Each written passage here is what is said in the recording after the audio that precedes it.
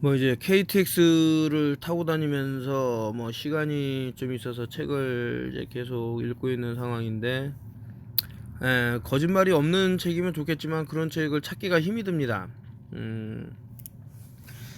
최근에 들어서는 그들이 목적이 사람을 빨리빨리 제거하는 거라면 이제 그거에 바라는 게 이제 장수.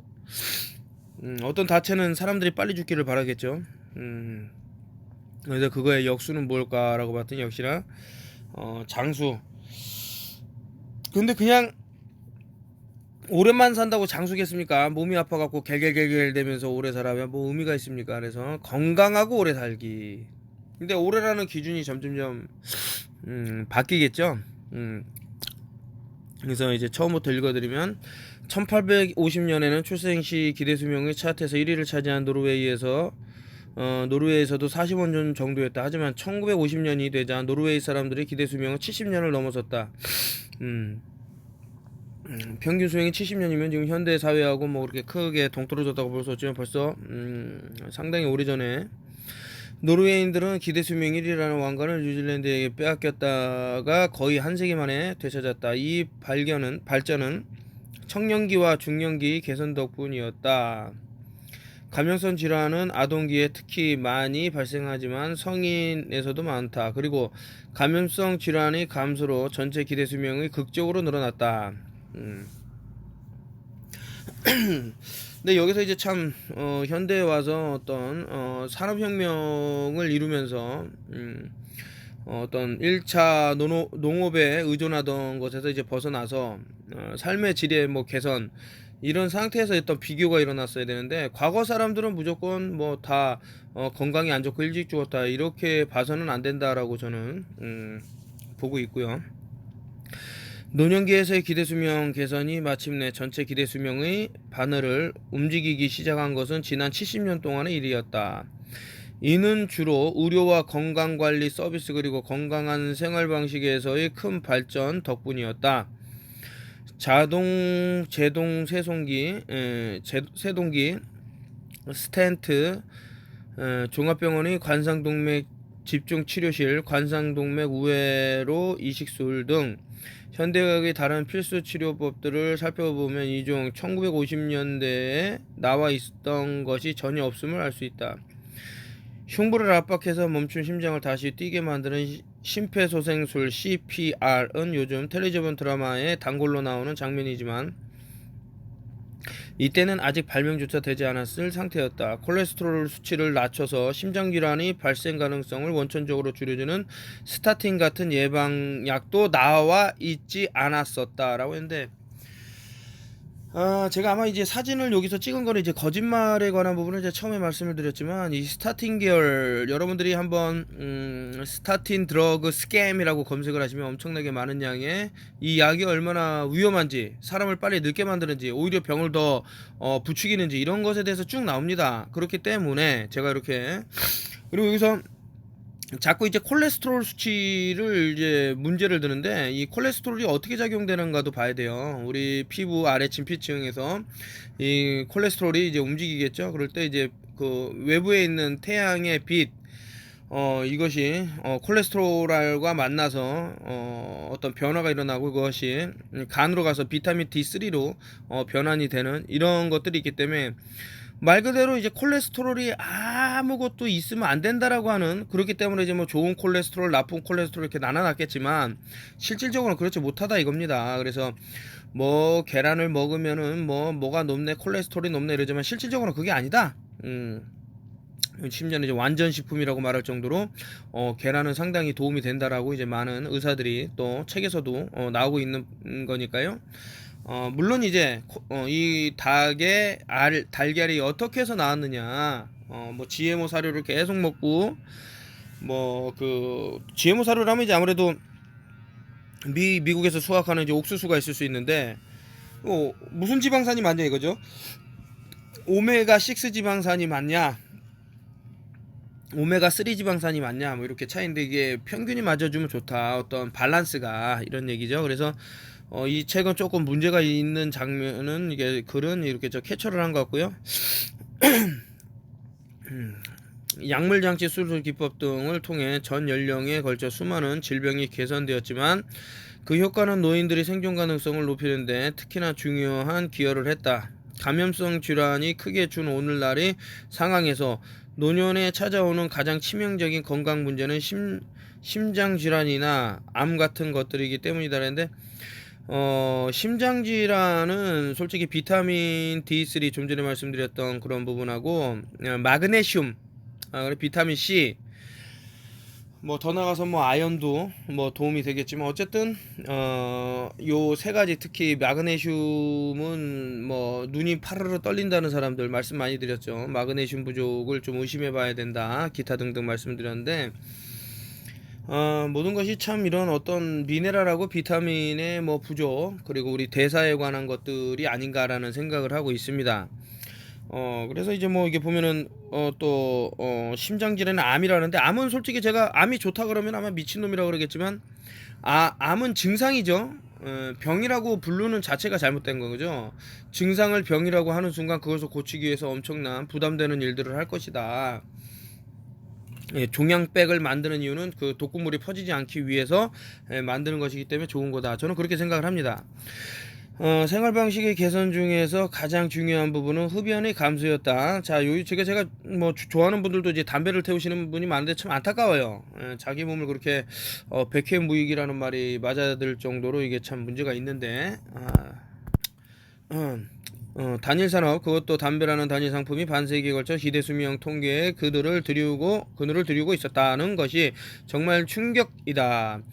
1950년에 영국 남성은 80%, 여성은 거의 절반이 담배를 피웠다. 이런 장기 흡연 세대의 흡연 출현으로 인구 전체에 걸쳐 흡연 관련 질병이 늘었고 흡연이 질병 사망을 야기하는까지 시간이 걸리기 때문에 몇십 년 후인 1980년대와 1990년대에 가서는 흡연 관련 질병 사망이 최고조에 이르렀다. 이 당시 선진국에서 모든 사망의 6분의 1 그리고 남성 사망자에서 무려 25% 정도가 담배를 일어난 것이었다. 전체적으로 보면 20세기의 흡연으로 인한 사망의 1억 명 정도가 추산된다. 흡연율은 정점을 찍은 후 절반 이하로 낮아졌고 지금도 계속 낮아지고 있다. 그리고 현재 그 영향이 기대수명 통계에 반영되고 있다.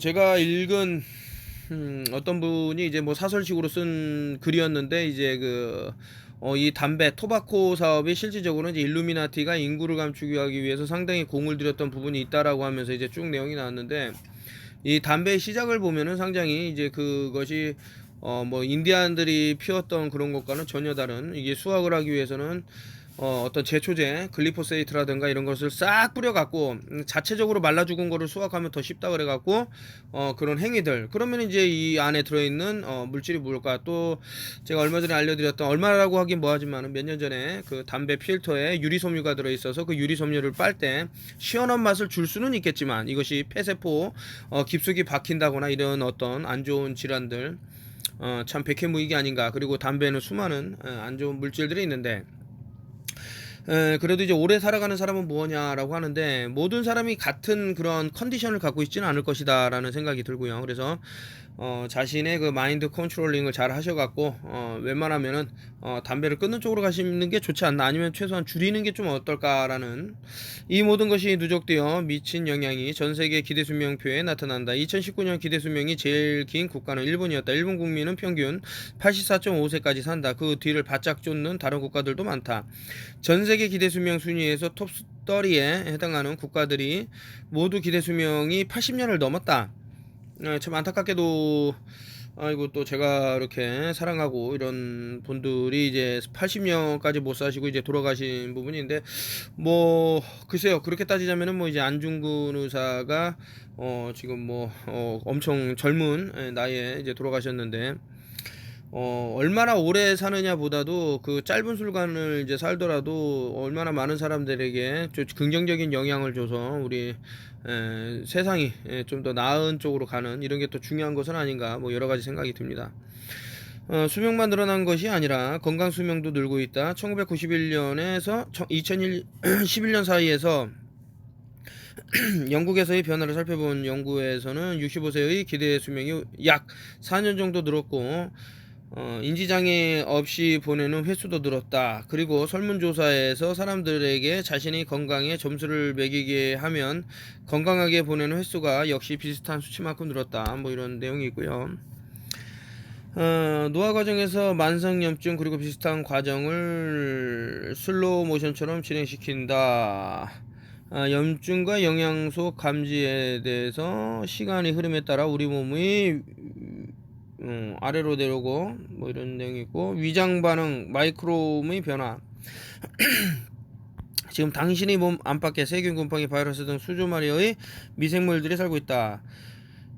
우리 몸에 히치하이킹해서 살고 있는 미생물들을 한데 뭉뚱그린 마이크로바이옴이라고 한다. 이들은 우리 피부 위에, 우리 입속에, 그리고 특히 우리 위장관 속에 살고 있다. 현재 마이크로바이옴은 아주 뜨거운 연구 주제다. 이 미생물들이 그저 수동적으로 우리 몸에 들러붙어서 사는 것이 아님이 밝혀졌기 때문이다. 이들은 음식 소화를 돕고 간염을 막아주고 심지어는 우리 면역계와 대화를 나누며 거들기까지 한다. 이들이 숫자에 대한 추정치는 다양하다.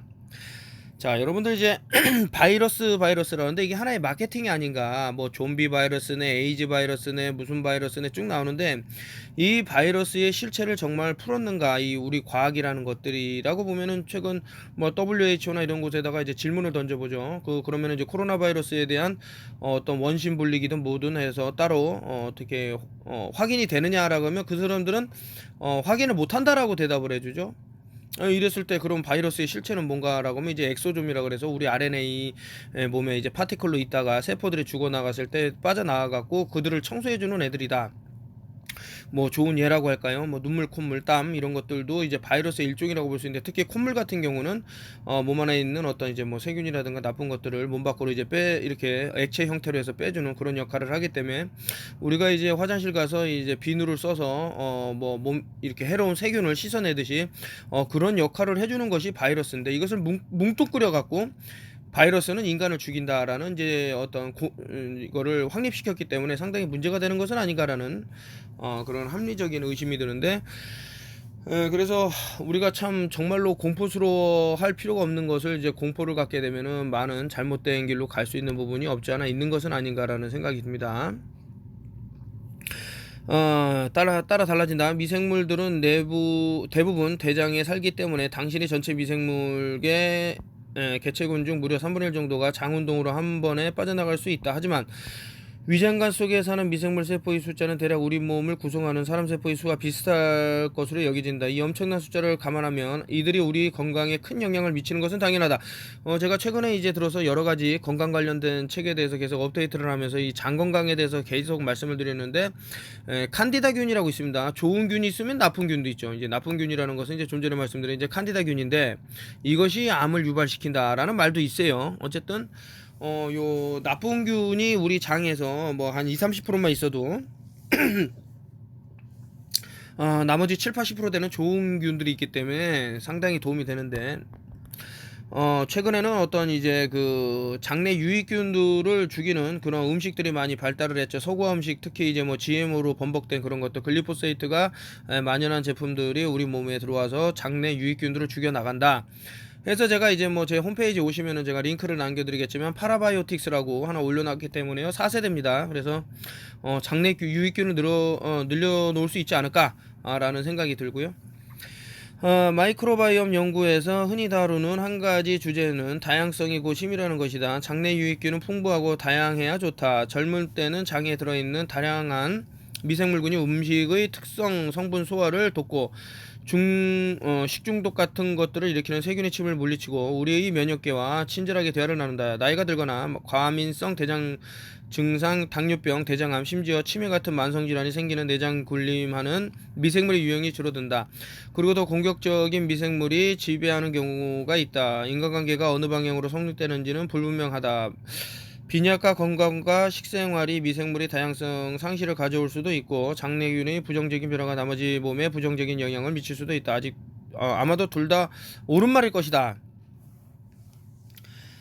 제가 이 부분에 대해서는 좀 설명드리고 싶은 것이, 여기서도 아마 이제 실험 이 책인지 모르겠어요. 아니면 다른 책인지 모르겠는데, 두 마리의 쥐를 놓고 이제 젊은 쥐가 어떻게 해서 그 늙은 쥐에게 이렇게 변을 묻혔거나 아니면 몸에 이렇게 들어가게 됐을 때 젊은지의 그런 다양성, 젊은지가 장애 갖고 있는 그런 유익균들의 다양성으로 인해서 상당히 이제 건강해지는 것을 이제 나타내는데, 이제 반대죠. 이제 역적 현상인데, 젊은 쥐에 이 늙은 쥐의 그런 변이라든가 이런 것들이 들어갔을 때는 상당히 몸이 약해지는 것이 나왔더라라는 것이 시험 결과로 발표가 됐는데, 우리 인간들이야 뭐 일부러 그런 일을 벌이지는 않으니까요. 뭐 항상 또 깨끗하게 살기 때문에. 그런데 이 얘기는 뭐냐면은 유익균이 장내에 많으면 많을수록 건강과는 절대적인 영향을 미친다라고 이제 보이는 거죠. 그래서 장내 유익균을 늘리기 위해서는 뭐 아까 전에 말씀드린 뭐 건강 보조 식품 뭐 이런 프로바이오틱스나 이런 것도 좋겠지만, 또 우리 장내의 어떤 건강을 해치는 그런 행동을 안 하면 좋은데, 특히 이제 뭐 샴푸라든가 계면활성제를 주기적으로 쓰게 되면 우리 피부를 통해서 그 참 피부를 통해서 들어오는 독이 더 무섭다라고 뭐 이렇게 말씀하시는 분도 있는데, 상당히 안 좋을 것이다. 그래서 실질적으로 뭐 개복 수술을 해보면은 엄청난 샴푸 냄새가 났다 이런 말도 전해지고 합니다.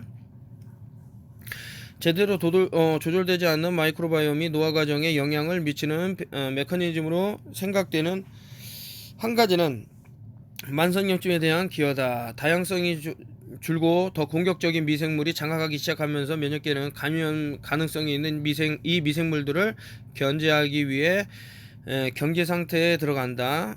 그리고 나이가 들면 소화기관 내벽에 장누수가 조금씩 생기는 것으로 여겨진다.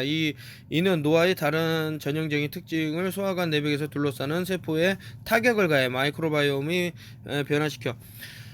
저는 이게 좀 장누수 증후군하고 이제 산화그래핀하고 좀 의심이 드는 부분이 없지 않아 있는 사람이기 때문에, 그 제가 많이 말씀드린 그 MPO 효소를 활성화를 시킨다던가, 아니면은 제가 이제 또 다른 책에서는 이제 NAC의 N-아세틸 시스테인이라 그러는데, 이것에 대한 좀 부정적인 얘기를 합니다. 어떤 효소를 발생시키지 않아 갖고 좀 문제가 될 것이라고 하기 때문에 이것도 마찬가지로 이제 과유불급이 아닌가라는 생각이 드는데, 그건 다음 책에서 말씀을 드리도록 하고요. 이런 장누수 때문에 일부 공생 미생물, 독소 혹은 작은 음식물 조각이 혈류를 타고 들어갈 수 있다. 이것이 다시 저수준의 면역 활성화를 약해 염증을 약화시킨다. 그 장이 누수가 됐을 때 이제 불러오는 이런 어떤 참 끔찍한 사건인데, 그 왜 보면은 이제 뭐 햄버거 가게 이런 데서 먹고 좀 장누수 증후군이 생겼다 그러는데, 과연 어떤 공정 과정을 거쳤길래 이 장누수 증후군을 유발시킬까? 그리고 이제 다국적 기업이기 때문에 그 피해자가 소수일 때는 어떤 힘을 못 씁니다. 아무리 명백하게 그런 인과관계가 드러나더라도, 뭐 가습기 살균제야 워낙 많은 사람들을 지금 사망케 했고, 또 피해자가 그 진짜 너무나도 많기 때문에. 그런데 그렇기 때문에 이제 이런 그 다국적 기업의 이런 마피아적인 행태를 어떻게 우리가 막을 수 있을까 보면, 이제 불매가 답은 아닌가라는 생각도 하고요. 또 불매를 못한다 그러면은 좀 우리 사전에 이렇게 유익균이라든가 우리 몸의 면역을 좀 튼튼하게 한 상태에서 이용을 하더라도 해야지, 면역이 약해진 상태에서 어떤 또 외부에서 또 칠 수 있는 이런 것들이 들어왔을 때는 상당히 위험하겠다. 노화 과정 자체뿐만 아니라 나이가 드는 것과 마이크로바이옴의 변화를 주도하는 다른 요인들과 관련이 있다. 우리 장내 유익균은 식생활에 크게 영향을 받는다. 이 미생물들은 우리가 먹는 것이 사실상 함께 공유하기 때문이다. 나이 든 사람들이 식생활은 때때로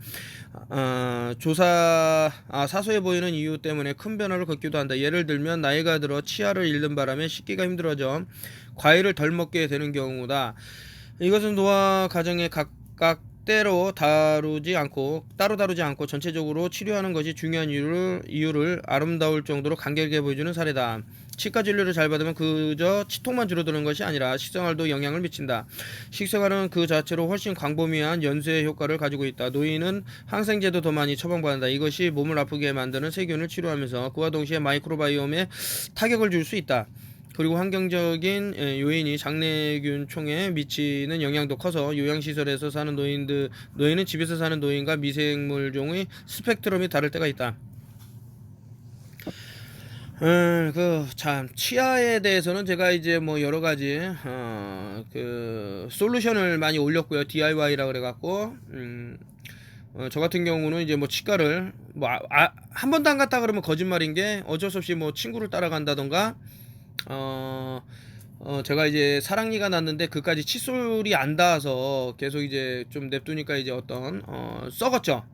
그럼에도 불구하고 이걸 뽑아냈는데 뭐 그 치과에서 뽑아낸 건 아니고 한번 가갖고 그냥 상담만 받아본 거고 제가 손으로 뽑아냈는데 그 뽑힌 자리에 또 치아가 새로 자랐는데 그 영구치라는 게 과연 있는 건가라고 생각이 들 정도로 우리 인간은 어떻게 환경이 조성되느냐에 따라서 치아도 근데 뭡니까 이제 치아가 부실하니까 잘 못 먹고 또 잘 씹지도 못하고 이런 상태에서 계속 소화적인 부분이라든가 이런 것들 때문에 상당히 몸에 미치는 영향들 이런 것들을 말하고 있습니다. 이러한 복잡성에도 불구하고 우리는 앞에서 만나보았던 후성 유전학 세계의 시계와 비슷한 미생물 시계를 만들어냈다. 이 시계는 소화관에 들어있는 서로 다른 미생물이 상대적 비율로 바탕으로 4년 정도의 오차 안에서 나이를 판단할 수 있다. 노년에 마이크로바이옴에 문제가 있을 수 있다는 증거가 동물 실험에서 나오기도 했다. 사장에서 언급했듯이 미토콘드리아가 노화와 관련이 있다는 최초의 이론은 유리기에 초점을 맞추었다. 미토콘드리아가 에너지를 생산하는데 사용하는 고에너지의 반응이 부산물로 만들어지는 강한 반응성 화합물들이 있다. 그리고 미토콘드리아에 관련된 특허나 치명적인 화합물 집단이 있는데 이를 활성산소종 ROS라 그러죠. 이라 한다. 억제하지 않고 놔두면 이 활성산소는 세포 속에서 난동을 일으켜 무언가를 만날 때마다 족족 반응을 일으켜 단백질, 지방, 심지어 DNA도 손상시키다. 다행히도 황산화 물질로 이것을 소탕할 수 있다. 황산화 물질은 자신은 큰 손상을 입지 않으면서 활성산소를 안정시키는 분자다. 우리 몸이 과산화수소 분해 효소 과산화물 제거 효소 같은 단백질의 형태로 자체적인 황산화 물질을 생산한다. 그리고 황산화 물질은 비타민 C와 E 같은 비타민 형태로 식품 속에도 들어가 있다. 따라서 활성산소종이 문제라면 아주 중요한 해법이 존재할 것 같다. 우리 몸에서 더 많이 만들게 하는 비타민 보충제를 복용하든 황산화 물질의 수치를 끌어올리면 된다. 요것도 이제 문제가 있죠. 무엇을 먹으면은 무엇만 해결이 된다라고 이제 우리는 흔히들 알고 있는데 뭐 활성산소를 없애려면은 뭐 비타민 C를 먹어라 뭐 이런 식으로 얘기를 하는데 요 부분에 대해서는 상당히 뭐 몇백 페이지를 할애를 해서 나온 책이 있습니다. 그거를 요 다음에 제가 읽은 책인데 설명을 드리도록 하고요. 자, 미토콘드리아는 이제 우리 몸에서 이제 근육에서 가장 많이 살고 있습니다.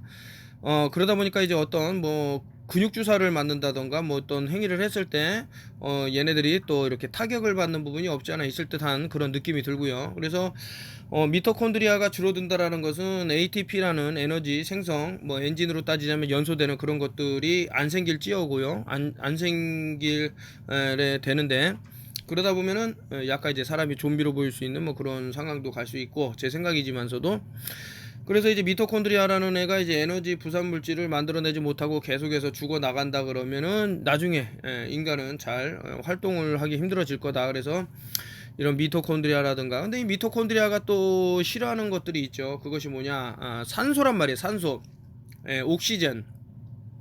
그런 것들을 이제 혐기성이라는 걸 알 수 있는데 우리 몸에 들어와서 숨다 보니까 이제 산소와는 이제 좀 차단되는 곳에 숨었다 이런 얘기가 있는데 그렇다면 산소가 필요 없냐? 아니죠.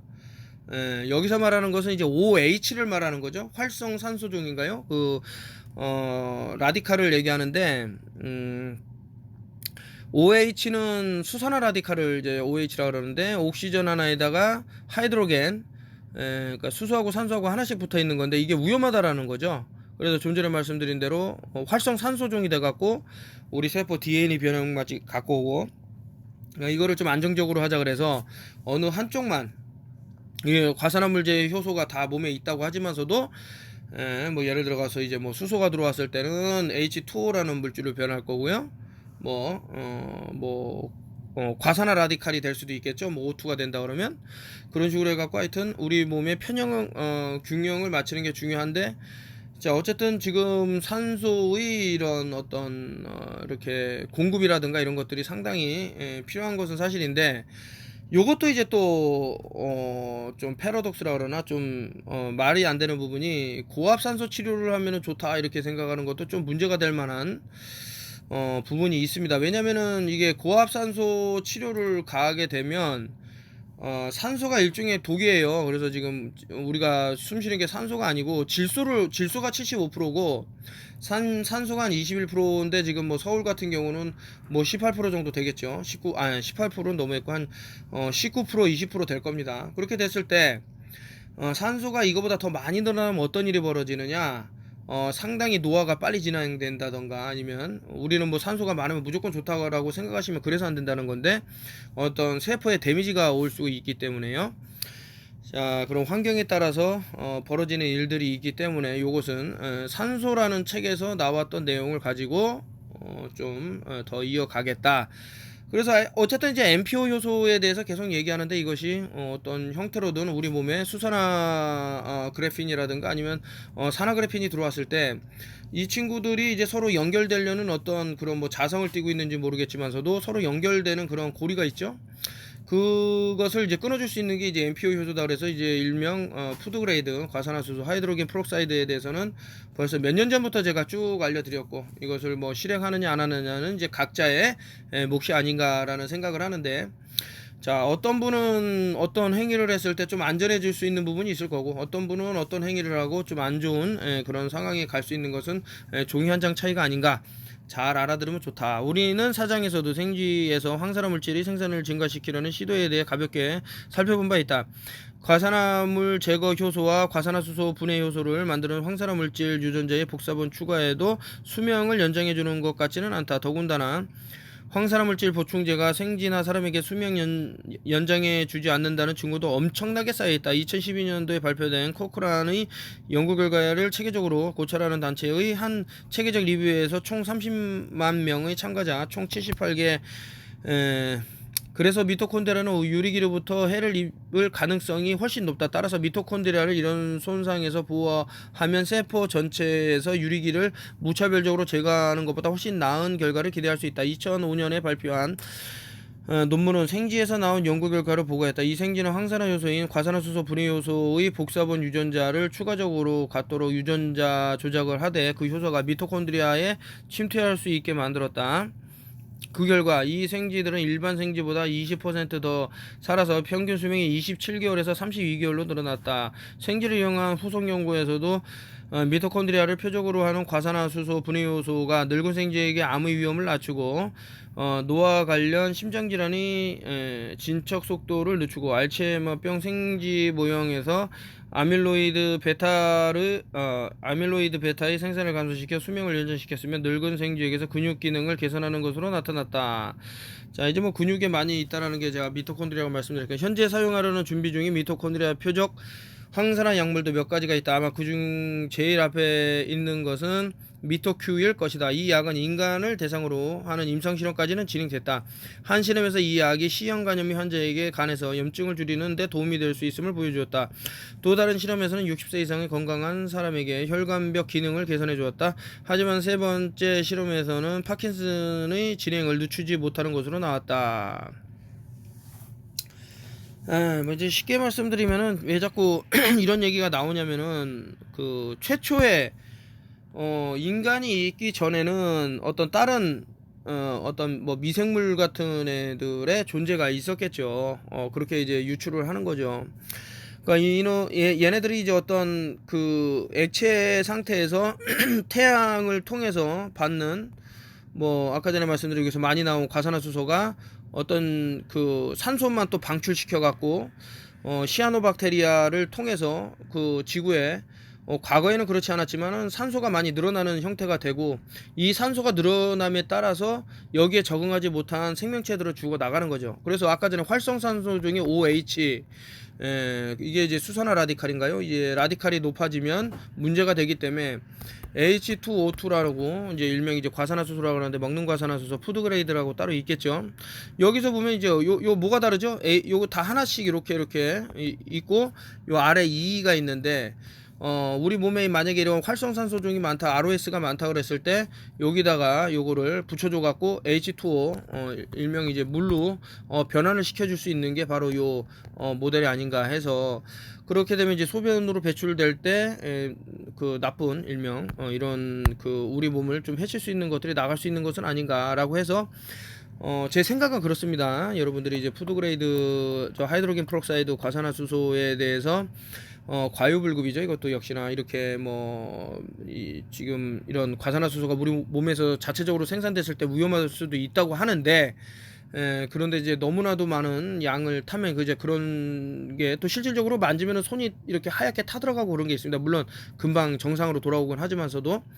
그래서 이제 만약에 음용을 하신다는 분이 있으면은 한 방울, 뭐 1리터에 한 방울, 뭐 500ml에 한 방울 좋다 이거죠. 그리고 그 물이 무엇이냐에 따라서 또 달라지는데, 제 생각에는 그 물이 아무래도 저기 미네랄이 이제 첨가되지 않은 순수 H2O면 좋지 않나.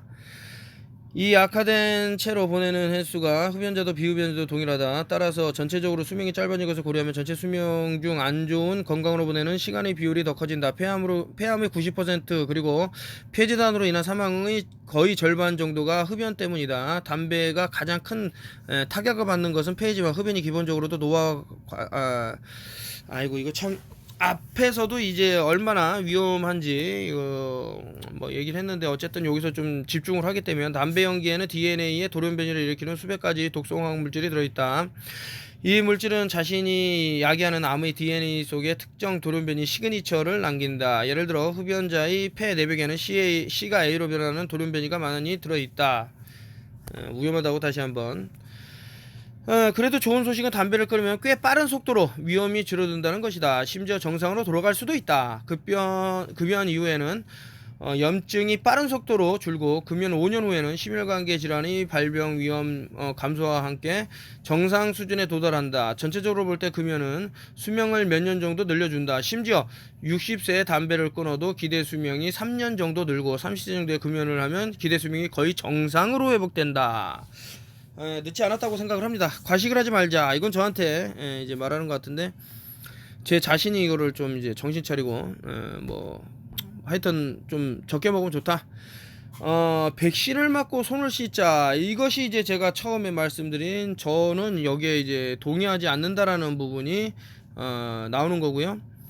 자, 백신 안에 그 백신을 무조건 맞아라. 백신의 종류도 뭐 수백 가지가 넘을 겁니다. 뭐 여러 가지 질병에 각각에 따른 백신이 다 다르고. 근데 그 안에 들어가 있는 물질이 무엇인가 봤을 때는 뭐 얼마 전에도 나왔죠. 일본에서 특정 주사에 뭐 텅스텐인가요? 뭐 이런 그 중금속이 나와갖고 다 폐기를 하는 그런 수순을 거쳤고, 아니나 다를까 한국이 이제 일본에 비해서 뭐 사망률이 80 몇 %가 더 높다 그랬나요? 하여튼 그 K 방향이라는 기치를 걸고 그렇게 했음에도 불구하고 오히려 K라는 게 11번째 있어서 11L이라 그랬는데, 이것은 어떤 프리메이슨들이 쓰는 숫자적인 로고가 상당히 포함되어 있는 것은 아닌가라는 생각이 함께 들면서, 뭐 여기서 백신을 맞고 손을 씻자라는 말 중에 손을 씻자는 저는 찬성을 하지만 백신을 맞고 그럼 무차별적으로 다 맞아야 된다라는 뜻인지, 이거 뭐 모르겠어요. 이제 뭐 과거를 들어서 현재에 비해서 사망률이 상당히 과거보다는 줄어들지 않았냐라고 하는데, 그것이 과연 백신 덕인지 아니면 현대 사회로 오면서 어떤 음식에 이렇게 좀, 물론 뭐 GMO라든가 이런 뭐 서양화된 식사는 안 좋지만 어쨌든 사람들이 그 미네랄이라든가 비타민 이런 것을 충분히 이렇게 먹게 됐을 때 그것을 같이 놓고 볼 수는 없다. 좀 안타까운 얘기다. 감염은 어떤 관련이 없어 보이는 질병을 직접 일으킬 수도 있다. 일부 경우에는 그 연결고리가 분명하다. 예를 들어 인유두종 바이러스가 자궁경부암, 구강암, 인후암을 일으킬 경우 이 HPV 백신에 대해서는 상당히 문제성을 제기한 부분이 있습니다. 그래서 이런 책을 제가 여러분들한테 소개를 해야 되나 말아야 되나 고민을 하다가 그래도 반면교사라는 게 있습니다. 반면교사. 잘못된 것을 보고 이거 나는 그러면 안 되지라고 자신을 채찍질할 수 있는, 뭐 어쨌든 문제가 좀 크다. 치아를 잘 관리하자. 이건 너무나도 당연한 말이고요. 그래서 이제 뭐 치아 관련돼서 쭉 구강위생에 대해서 나오고 있고, 여러분들 이것을 좀 잘 보면 좋을 것 같고요. 그리고 이제 또 마찬가지로 햇빛을 차단하자 그러는데, 여러분들 아까 전에 제가 말씀드렸듯이 비타민 D3는 생명하고 거의 관련이 있는 거예요.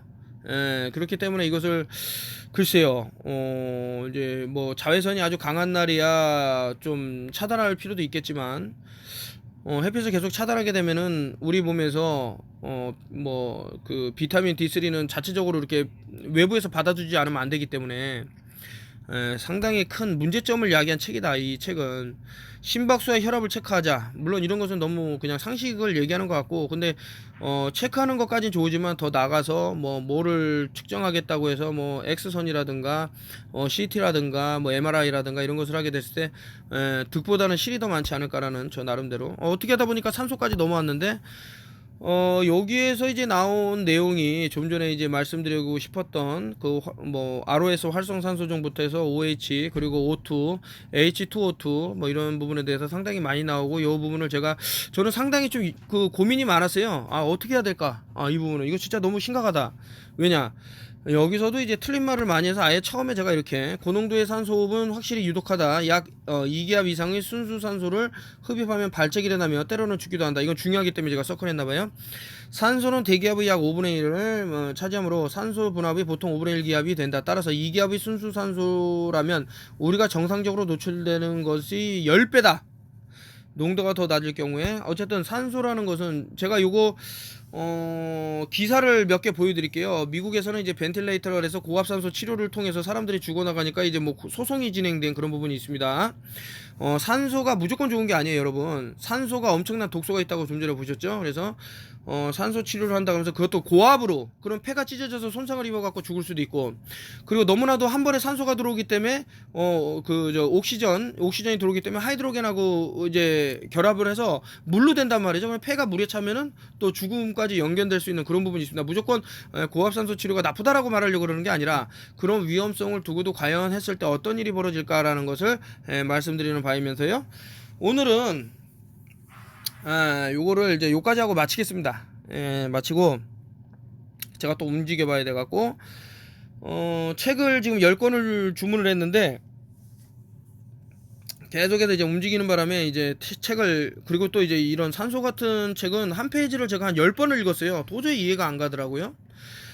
왜 이해가 안 가냐? 그거는 이제 물론 이제 의사들이 쓰는 이제 전문 용어도 들어가 있거니와, 그것은 뭐 제가 찾아갖고 이해를 하면 되는데, 정말 생각지도 못한 부분에서 이제 오류가, 제가 갖고 있는 오류가 나왔다 그럴까? 근데 그 오류마저도 역정보이지는 않을까? 뭐 예를 들어서 이거 해라 해서 사람들이 이거 해라고 하는 사람은 나쁜 놈이야 해서 이버맥틴을 먹어라고 했는데, 이버맥틴 먹으면 더 무섭거든요. 더 위험할 수 있거든요.